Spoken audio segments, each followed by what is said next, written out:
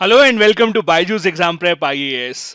I hope that all of you are taking advantage of the ongoing Target Prelims 2022 course on our YouTube channel. If not, do join it from today itself. The class that will be happening tomorrow will be about the places in news in the last 1 year or so. As always, the class will begin sharp at 7:30 p.m. in the evening. Do join in to make sure that your preparation has all the final touches that it requires. Now let's jump on to the very first article from the Hindu newspaper today, that is about the role of the governor specifically in the state of Tamil Nadu and also across the country. Now, the role of the governor has always been a matter of debate ever since our independence, especially in those states which are ruled by political parties which are against the ones that are ruled at the center government level. Right now, those states include the state of West Bengal, Tamil Nadu, Maharashtra, Rajasthan, etc. In all these states, you see that the role of the governor is somehow in the news for a lot of negative reasons. It may be in Maharashtra when the governor of Maharashtra gave oath to Devendra Fadnavis at 5:47 a.m. in the morning. That may be in Tamil Nadu that the Tamil Nadu governor has not passed the bill of the state legislature of Tamil Nadu, even though they have sent back the bill again. Now, this has what led to this controversy. So, just to give you an idea, what has happened in Tamil Nadu is that the Tamil Nadu state legislature passed the NEET bill. In simple terms, the state legislature said that the students of Tamil Nadu should not have to go through NEET, so they want exemption from the NEET examination for medical colleges entrance. Now, they sent the bill to the governor of Tamil Nadu. Now, as you know from Indian polity, when the governor gets a bill from the state legislature, the governor has a few options. One, the governor can either give assent to the bill. Second, the governor can withhold assent to the bill. The withholding of the assent is considered as absolute veto. Third, the governor can send the bill for the reference of the President of India. Or fourth option is that the governor can send back the bill. This is what we call as suspensive veto. Now, as you all are aware that in case of suspensive veto, when the governor sends the bill back to the state legislature may or may not make those changes as suggested by the governor. But if the state legislature passes the bill again the second time, it is binding on the governor to give assent to the bill. This is where all the controversy lies. The Tamil Nadu state legislature sent the bill back again, but the governor has still not signed it, saying that the constitution does not impose any time limit on the governor to sign on the bill. Now, while this may be factually true, that there is no time limit on the governor or on the president of India to give assent to the bill, this goes against the ideals of the constitution, where the constitution maker specifically said that when the bill comes back to the governor the second time, it has to be given the assent. And this is what has led to the entire controversy as to whether or not the governor can act on his own discretion, or the governor, just like the President of India, has to abide by the aid and advice given by the Council of Ministers. There are a lot of Supreme Court cases quoted here, including the Shamsher Singh versus the State of Punjab case of 1974, in which the Supreme Court said that the executives, that is the president and the governor, exercise their formal constitutional powers only upon and in accordance with the advice of their ministers. The same was clarified by Dr. B.R. Ambedkar also in the Constituent Assembly, when he had said that the governor under the constitution has no functions which he can discharge by himself. He repeated, no functions at all means no discretionary powers at all, and thus what the Tamil Nadu governor is doing right now goes against this idea mentioned in the constitution. Similar kind of ideas have been given in multiple commissions, be it the Sarkaria Commission, the Panchi Commission, etc., where all of them have repeatedly pointed out that the governor, especially because it is an office appointed by the center government, by the President of India, should abide by whatever the Council of Ministers are saying, as long as the government in the state enjoys a majority of the lower house in the state legislature. Now, there is no end to this problem right now, because both the state governments and the governor's office are sticking to their stand. While the state government is saying that we have sent the bill back and it is binding on the governor to give assent, the governor's office is making the same point again, that we do not have any time limitation and we will do it at our own free will. However, the authors say that if you look at other democracies around the world, especially in developed nations, you will see that the executive, that has to sign on the bill at the last instance usually do not have the power to overrule the will of the legislature, because legislature is the true representative of the people in the country. For example, in UK, it is unconstitutional for the monarch to refuse to give assent to a bill that has been passed by the parliament. Similar is the case in Australia, where the bill passed by the parliament cannot be refused at the last stage. And since our constitution borrows a lot of provisions from both these nations, it is only wise to follow the similar provision in case of the governor as well. Now, the interesting part is that this kind of a controversy with respect to other states also have happened multiple times, where the state governor seems to be acting on the advice given by the union government rather than the advice given by his own council of ministers at the state level. Let me give you an example of Tamil Nadu itself. So, the Tamil Nadu State Assembly had passed a resolution in 2018 regarding the release of 7 prisoners convicted in the Rajiv Gandhi assassination case. This resolution was sent to the governor, who did not really take any action for over 2 years. Then in Jan 2021, the Supreme Court heard a plea and said that they are very unhappy with the delay because they wanted a final decision to be taken by the governor rather than just delaying the matter. Thus, in Feb, the governor did not take a call and just sent this resolution to the President of India. Now, the question was that if we had to send it to the President of India anyway, why was there such a long delay in doing that? Now, in Indian polity, the governor and the governor's office always remain one of the most contentious topics that remain in the news, not just in the real life but also in the examinations, in the prelims, and in the mains stage. Now, you all know that there are multiple commissions that have been set up that have given a lot of views about how the office of the governor should work. In fact, the Supreme Court also has given multiple judgments in this regard. Let me refresh your memory and take you through some of them. So, on the question of appointment and removal of the governor, which is controversial because it is in the hands of the central government alone, the Panchi Commission had recommended that there should be a provision for impeachment of the governor also by the state legislature, especially when the governor does not seem to be working in the interest of the state as such. Similarly, the chief minister of the state should also have at least a say in the governor's appointment. Needless to say, you all know that these provisions have not been accepted. There were also multiple recommendations given on the misuse of Article 356 that allows the President of India to impose state emergency in any particular state. The Panchi Commission in 2010 had recommended that these articles should be amended and it should be made very, very difficult for a state emergency or president's rule to be imposed. Sarkaria Commission also had said that it should be used very, very, very rarely. However, the reality is that this provision in the Indian Constitution has been used over 100 times right now in almost all states of India except the newer states, that is Chhattisgarh and Telangana. Similarly, the Supreme Court also in 2016 in the famous case of Nabam Rebia said that the exercise of governor's discretion under Article 163 is limited. So no action of the governor can be arbitrary and it has to be in line with the advice given by the Council of Ministers only. The time that this judgment was actually given, Nabam Rebia was actually the Speaker of Arunachal Pradesh Legislative Assembly, and this was a matter with respect to the state of Arunachal Pradesh. Right now, he is a member of the Rajya Sabha from Arunachal Pradesh. The next important article from today's newspaper is the proposal of the Chief Justice of India to set up the National Judicial Infrastructure Corporation, that is the NJIC. Now, this idea was proposed by the Chief Justice of India a few months back. In simple terms, the Chief Justice of India was very worried that there are a lot of infrastructure related challenges in the lower courts across the country.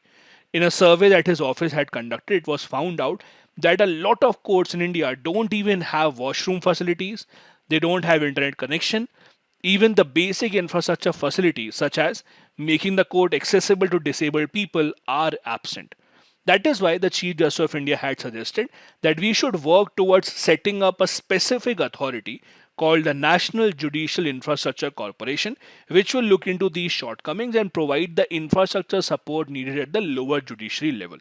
Now, although this idea was in the works for some months now, but sadly, now the chief ministers of most of the states don't seem to be too excited and in favor of this particular idea. So this proposal by the Chief Justice of India has been shot down at the Conference of Chief Justices and the Chief Ministers of specific states.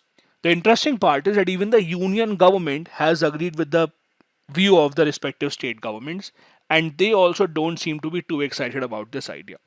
If this proposal would have been accepted, then the money required for this infrastructure building would have been shared between center and the state governments in the ratio of 60 is to 40. It is expected that maybe the chief ministers did not agree to this idea because they wanted a greater say in how the state judiciary works. Because the lower judiciary, especially the lower courts that work below the high courts, are informally influenced by the state governments. And the respective state governments do not want this authority of themselves to go away. And maybe that is why they did not really find any merit in this particular idea. The Union Law Minister, who was also present in this conference, had promised that we will give all the assistance required to the states for creating this infrastructure, even if this body does not really come into being. Now, just to take you back to where the idea actually had started. The Chief Justice of India, Mr. N.V. Ramanna, had actually given this idea even before he became the Chief Justice of India. It was in March 2021 that he said that we should set up something called the National Judicial Infrastructure Corporation. After he became the Chief Justice of India, he wanted this idea to convert into a reality. Now, it is a very common occurrence that when you enter an important position, let's say you become the Chief Justice of India, or you become the head of NHRC, you become the Chief Election Commissioner, you always want to leave behind a legacy. You always want the people to remember you by something extraordinary or a landmark thing that you had done in your office. That is why whenever someone becomes a Chief Justice of India, they usually want to bring in an important reform in the judiciary. Unfortunately, many of the Chief Justices have such a short tenure that they don't have any time to take up such a project. That is why the current Chief Justice had thought about this even before he took up this office. So, what he did was, soon after becoming the Chief Justice of India, he conducted a survey. So, this survey conducted by the office of the CJI found out some very, very unfortunate things. For example, 22% trial court complexes in India don't even have toilet facilities for women, while 16% don't even have such facility for men either. There are 620 court complexes that still operate from rented premises. That is, they don't even have their own permanent premise. Only 54% of them have even basic medical facilities. Now, the fact is that the Supreme Court and most of the high courts are in a pretty good condition. That is why we assume that the lower judiciary would also have the same kind of infrastructure and facilities, which is not really the case. And there are multiple reasons why this infrastructure lag has been seen. The biggest one is the lack of funds that we see at the trial court level, which is where the Chief Justice of India wanted to fill in the gap. Under this scheme, it had to be a centrally sponsored scheme for development of judicial infrastructure, where money would be spent in 60 to 40 ratio for all states except the Northeast and the Himalayan region, where the ratio would be 90 is to 10%. However, one of the steps where this fell through was the contribution that had to be needed by the state government, and the CMs did not really agree to this. As you can see here, this idea of the CJI is pretty old. It was in June 2021 that it was covered in the newspapers. So it's not a recent story, just that the CMs shooting it down now is a recent occurrence. The next article is about an old and unfortunate topic that we keep on hearing after every few months with different points of view. The article again is on the rising unemployment and the rising joblessness in India. Now, this is not a breaking news. We all are aware of the fact that the unemployment rates in the country are at a very, very high level and something should be done about it. However, the author here is making a very interesting point. He is saying that all the numbers that we have from the government of India side that talk about how much unemployment that we have in India are not actually true. And there is a bigger problem that we are not understanding here. The bigger problem in India, as per the author here, is that not enough people are even looking for jobs. He's saying that we regard unemployment as the number of people who are looking for jobs but cannot find any. For example, he says that if there are 50 people who are looking for jobs and 2 people can't find a job and 48 can find a job, then the unemployment ratio would be 2 upon 50 into 100. So that would be about 4% unemployment. But we did not really consider the fact that out of 100 people who can work, only 50 were looking for a job. What about the other 50 people who are not even looking for a job? So in effect, out of 100 people in India, 48 are working, 52 are not working, even though they can work. So now if you see the unemployment rate in India, that would be much, much higher. So we have to change the method through which we calculate the unemployment rate in India, and we have to understand why is it that the people in India are not even demanding enough jobs. This is where the entire problem lies. The article here is filled with a lot of data that is trying to refute the government's claim that India is going towards an economic recovery after the COVID-19 pandemic. The author here is saying that the government is fudging the numbers and the government is only showing those numbers which make it look good. But the reality is something different. For example, he says that the share of manufacturing in our GDP has fell from 17% to 15% and then to 13% in 2020 despite the government's celebrated Make in India campaign. We have not returned to the pre-COVID levels in terms of our economic activities. There was a survey conducted recently by the Consortium of Indian Association, that is CIA, that found out that 59% of the micro businesses have cut down on the number of staff that they had as compared to the pre-COVID level. Mainly because they could not afford more staff because they did not have enough customers now. Another fault in the government's method of understanding how many people have jobs is that the government depends on the EPFO payroll data. Now, let me give you an example. So, when you join a company, let's assume it is a medium sized company, you would most probably have to pay a part of your salary to EPFO for your provident fund saving, which is mandatory. Now, what happens is, let's assume I'm working in BYJU'S right now. So, if tomorrow, if I leave my job and go to some other company, I would have two options. One, either I can continue the same EPFO account that I have, it is kind of a bank account, and tell my next company that please submit my PF from the next month onwards in the same account where I was depositing money earlier. Or the second option I have is when I leave BYJU'S, I close this PF account and in the new company I open up a new PF account. Now the problem is the government every single month asks the EPFO how many new PF accounts have been opened. If, for example, EPFO says that last month 10 lakh new EPFO accounts were opened up. So the government assumes that these 10 lakhs are new jobs that have come up. But that is not the reality. Because it may be the case that many of those people just switched their jobs. They already had a job. They just switched their jobs and now they have opened up a new EPFO account. So assuming that every new EPFO account is an indication of a new job that has come up in the market is entirely wrong. Many of these are cases where the person has just switched the jobs. And this is my personal example. There have been cases earlier when I took up new jobs and I opened a new EPFO account and I withdrew money from the earlier EPFO account. So that in the eyes of the government can be a new job in the market, but in reality that is not a new job. I was employed earlier also and I am employed right now also. There is no new job that has come up in the market. This is what the author is saying, that the government should look into unique contributors in EPFO and not just how many EPFO accounts have been opened up. Now the article here makes a mention of LFPR, that is labor force participation rate.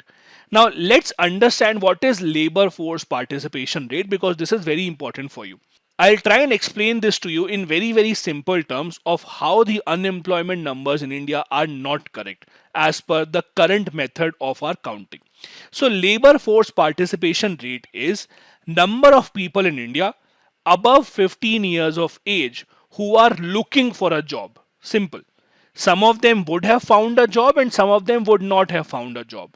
Both are a part of labor force. So people above 15 years of age who are demanding jobs are a part of the labor force. Now usually in India, how we look at unemployment numbers is, as I said earlier, if there are 100 people who are in the labor force, means who are demanding work, out of this only 90 people got work and 10 people did not get work, that means unemployment rate will be 10 upon 100 into 100, that is 10%.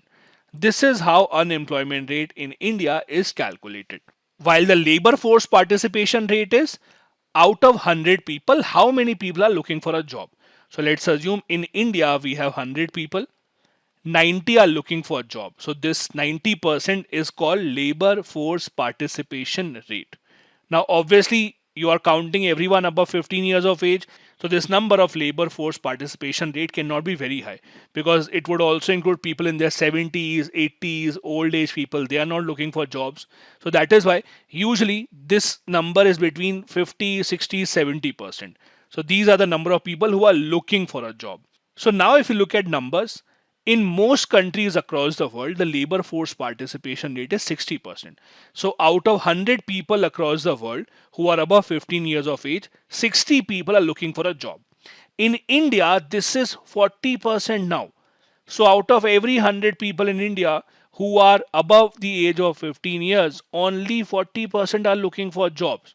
Because lesser people are looking for jobs, that is why we are assuming that there's a lesser rate of unemployment in India. Because if out of these 40 people, if only 2 fail to get a job, we think that the unemployment rate is only 5%. But we are not understanding the fact that so many people in India are not even looking for a job, they're just sitting at home or maybe involved in some other activities. So the real unemployment number in India would be much, much higher. See this example. If there are 100 people who are in the working age, that is above 15 years, if only 60 are looking for a job, out of which 6 did not get a job, then you would say unemployment rate is 10%. 54 people got the job, 6 people did not get the job. In case of India, the labor force participation rate is 40%. So out of these 40, if 2 people did not get a job, we will say that the unemployment rate in India is 5%. So we will say the Indian economy is doing very, very well. But that is a misconception and we should not fall into that. That is why the method that we use for calculating the labor force participation rate should change. Now, the other question is, why is it that in India the labor force participation rate is so little? Why is it that so many people in India, despite being in the working age, are not looking for jobs? That mainly has to do with the fact that the women labor force participation rate in India is very, very low, not even 10%. So less than 1 in 10 working age women in India are even demanding work. And that has to increase if India has to come on the world average when it comes to the labor force participation rate across the world. This is also a graph that shows you that the labor force participation rate in India has been on a constant decline. Thus, the numbers that talk about the unemployment ratio in India might not really tell you the real story, because many people are just not looking for a job and they are sitting unemployed anyway. This data has been taken from the Center for Monitoring Indian Economy. The next article is about the role that Turkey is playing right now in between Ukraine and Russia. Now, as you know, Turkey right now is the only country that is mediating between Ukraine and Russia and trying to bring both sides on the same table. In fact, there have been multiple meetings held mediated by Turkey between Russia and Ukraine in the ongoing crisis. Now, this is a very interesting position that Turkey is in. Turkey in itself is a very mercurial kind of a country. On the one hand, it is a part of NATO. On the other hand, it does not really have good relations with the US. On one hand, they are one of the biggest trade partners of Russia. They import a lot of Russian gas, they import a lot of Russian grains. On the other hand, they are supplying their drones to Ukraine, which Ukraine is using to shoot down the Russian tanks. On one hand, they are using the Russian gas and they're also inviting a lot of Russian tourists. On the other hand, Turkey also has a free trade agreement and a defense cooperation agreement with Ukraine. So Turkey is one of those countries which historically has played in both the sides whenever they're involved in any conflict. So it is very interesting to see what is happening in Turkey right now. Now, as per the author, ever since the Ukraine-Russia crisis started, Turkey has been trying to improve its relationship with its own West Asian neighbors. Now, Turkey historically has not had great relationship with its West Asian nations, be it Saudi Arabia, be it Israel, etc. And now they are trying to improve it. For example, Turkey has always been supportive of Palestine and have always been extremely critical of Israel. But in March, we saw the Israeli president visiting Turkey, which was a landmark movement in the bilateral relations of the two sides. Similarly, Turkey and Saudi Arabia have been against each other since the murder of Jamal Khashoggi. Now, you might have followed this story about the killing of Jamal Khashoggi. So, Jamal Khashoggi was actually a journalist in Saudi Arabia, and he was very, very critical of the king of Saudi Arabia, the corruption that was happening in the hands of the king and the royal family. So obviously, there were a lot of actions taken against him. So he left Saudi Arabia and he became a US citizen. Now, the story is that in October 2018, he was in Istanbul, that is Turkey's capital. Jamal Khashoggi went to Saudi Arabia consulate in Istanbul and he never left it.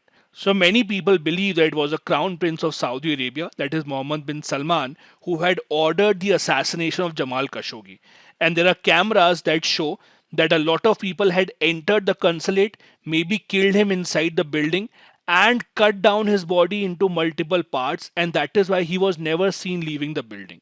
This was a very sensational case that made news throughout the world.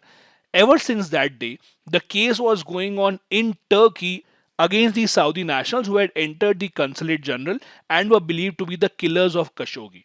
This had become a problematic thing between Turkey and Saudi Arabia. And Saudi Arabia had been demanding that this case should be transferred to our country in our judiciary. Turkey obviously did not agree to this until very recently. Turkey, in fact, recently, because they wanted to improve their relationship with Saudi Arabia, transferred this case to Saudi Arabia, and in return, Saudi Arabia removed the ban on the import of Turkish goods, which was a major boost to the Turkish economy. Now, that is a good enough indication that Turkey is changing its stand when it comes to its relationship with its neighbors, especially in the West Asian nations. Now, as I said earlier, Turkey is a very unique country in the sense that it is a part of NATO, but still it is very, very close to Russia. They have even purchased a Russian S-400 missile defense system much before India. Russia provides over half of Turkey's gas imports and 65% of its grain requirements. The bilateral trade, in fact, is about $30 billion, much above the India-Russia trade also. And at the same time, Turkey has been able to maintain close ties with Ukraine as well. 15% of Turkey's grain imports comes from Ukraine. It was in Feb 2022, just days before the war, that the two countries entered a free trade agreement and a defense cooperation agreement to supply the Bakhtiar unmanned drones, which have played a very, very crucial role in Ukraine being able to push the Russian military back. The reason why Turkey is so important right now is because of its strategic autonomy and because of the location that it has right now.